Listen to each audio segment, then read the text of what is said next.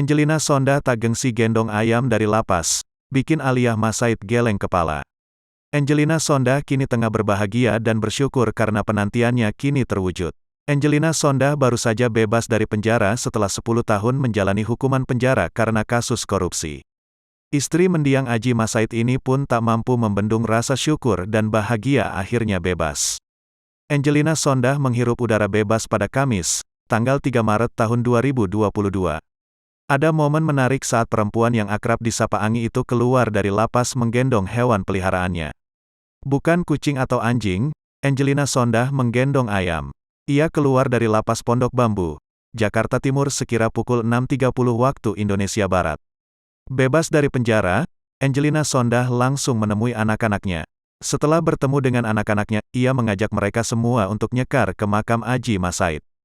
Mengunjungi sang suami, Angelina Sondah tampak membawakan bunga yang akan diletakkan di atas makam Aji Masaid. Sambil berdoa, Angelina Sondah tak bisa menahan air matanya setelah lama mendekam di penjara. Sesekali, ia mengelus makam Aji Masaid dengan berderai air mata. Ia langsung bersimpu di dekat nisan Aji dan menangis. Kanu Masaid dan Aliyah Masaid pun tampak larut dalam kesedihan yang sama. Lantunan doa juga mereka panjatkan untuk Aji. Selesai ziarah, Angi dan keluarga langsung kembali ke rumah mereka yang terletak di kawasan Cilandak, Jakarta Selatan.